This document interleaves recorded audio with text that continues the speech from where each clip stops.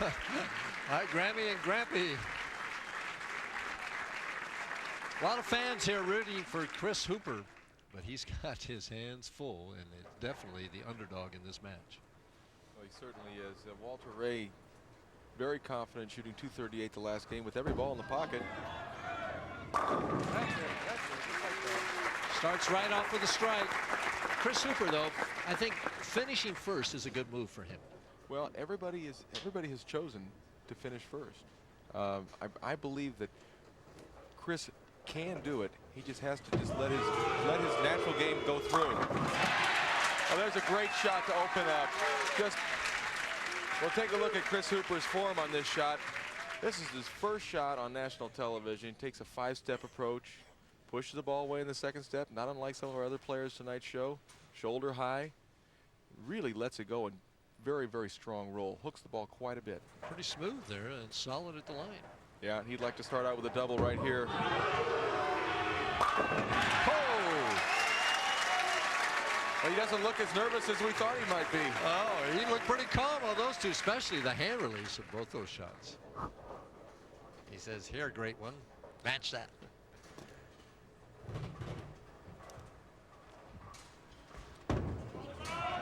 Walter. Oh, man. Left enough of those weak tins. Walter, there's lots more where those came from. Yeah, well, Walter leaves another weak 10. Now he'll go to his harder ball. You can see this shot on the right-hand lane. He likes it right now, but it just hangs a little bit right toward the end. Flat 10.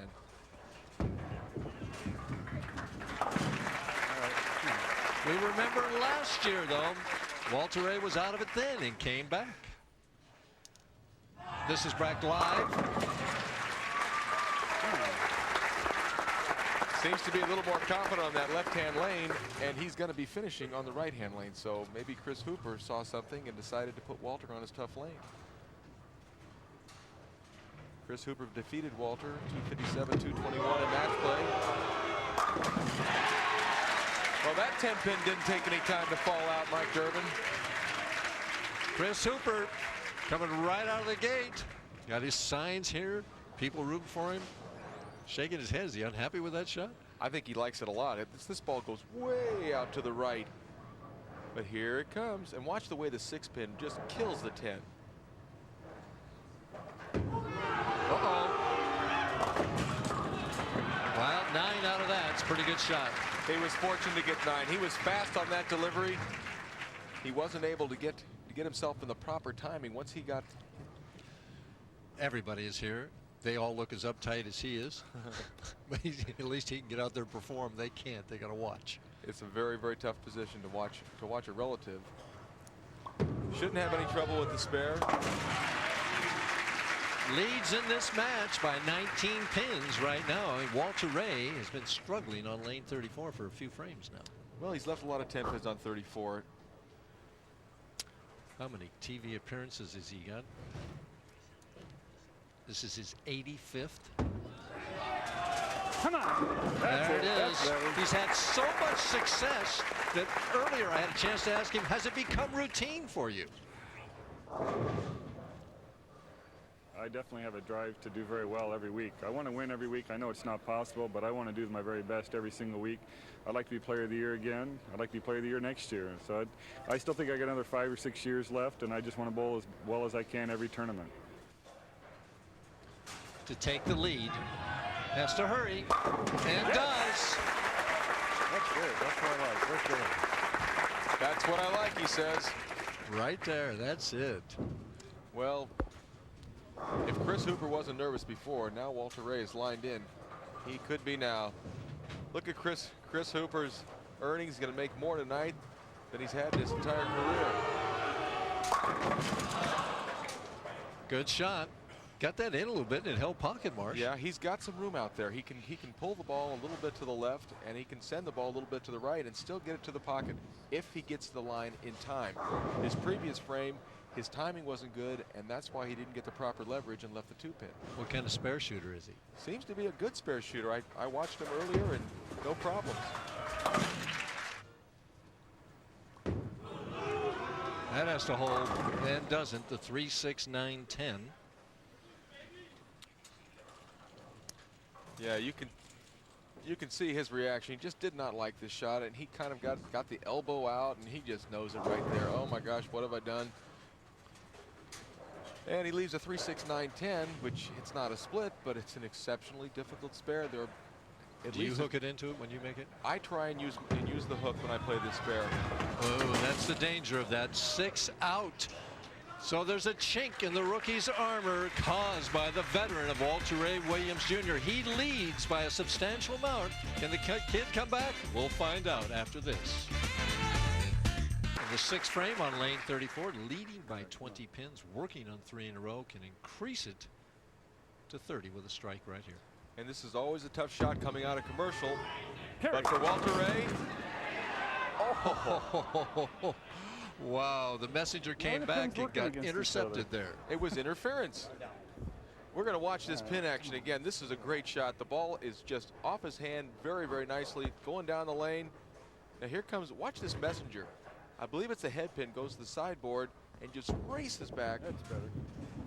Well, we didn't get a chance to see it, but I believe the 6 pin might have gotten its way. I'm looking for the striped official with the flag to throw the penalty flag there for interference.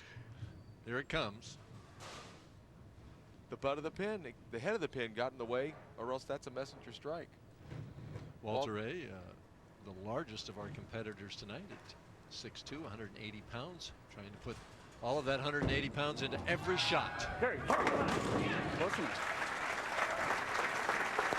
You know, and to Walter's credit, he isn't all that disappointed with not striking in the previous shot, because he knew he threw a good shot, came off his hand the way he wanted to. He made the spare and then came back and struck.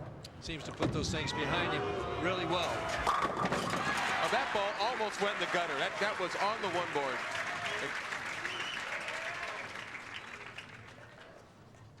Watch this ball. This ball definitely got further right than he wanted. That's the one board right there, folks. Well, that flew out to the first board, and we're flying to the famous players that have won their first show. Weber, Salvino, Dave Davis, Mike Albee, and Norm Duke, and he doubles to stay in the match. He cut it to 9 pins. Well, he just got 2 good breaks in a row. On the right-hand lane, it went out to the one board, and that shot he kind of made up for it. Got the ball in a little bit, trips the 4 pin. Walter knows he's got a match on his hands. He's got to figure out a way to strike on this lane. More loft. Yes. He used more loft to delay the roll and get some energy for the back end of the lane. Was that intentional, you think? It was either it was intentional or it's one of the subconscious moves, you know, that a great player makes.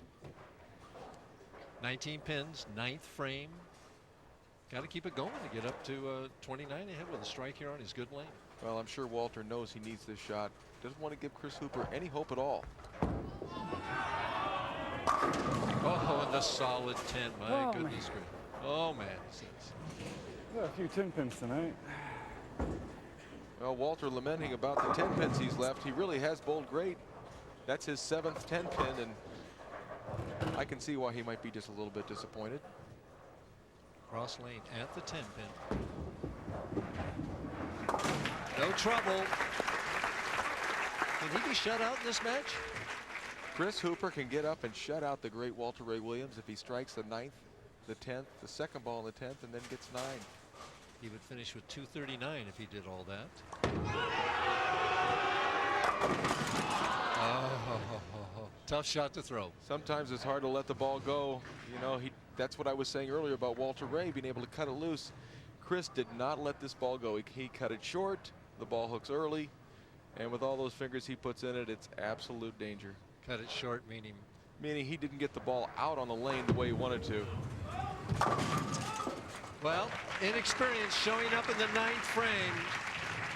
A valiant battle, but it looks like it's going to come up short, as the best he can get right now is 205 if he strikes out. Walter Ray going into 228 clip.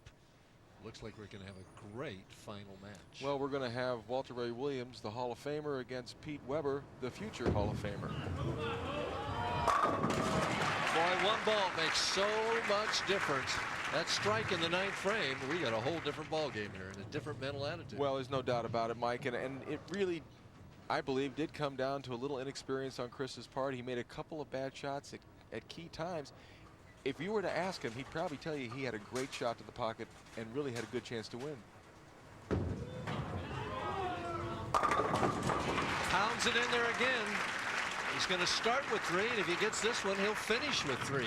Yeah, well, he had the 2 big errors in the 6th frame. He left the 3, 6, 9, 10, and then got none of them. And the 9th frame with the wide open split.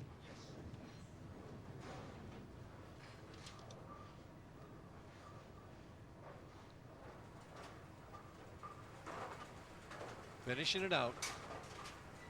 Strike here. He'll wind up with 7 strikes. He'll still get a good ovation from the crowd here. He just lives a couple hours away. People love him. A great experience for Chris Hooper, and don't be surprised to see him back again. He was talking about maybe bowling a little more nationally next year than he has in the past. Walter Ray trying to figure out the right lane still. Well, he's going to probably, there he goes at lofting the ball out. And still leaving 10 pins. There's his 8th 10 pin.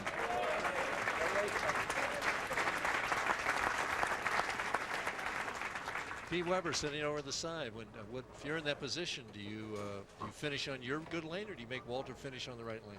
Well, it depends if Pete really has a lane that he likes a lot more than the other. If he likes them about the same, you definitely make Walter Ray finish on lane 34. Let's see, I guess I'm gonna move a little bit here. Move a little bit here, he says. Wonder what he'll do. Got any idea? Try a little more hook. I think he might try to maybe throw the ball a little more. No, he's going straight again. Well, may have found something there on the fill ball. Walter Ray has won the semifinal match, 227 to 202. We'll be back with championship frame right after this. Stay with us.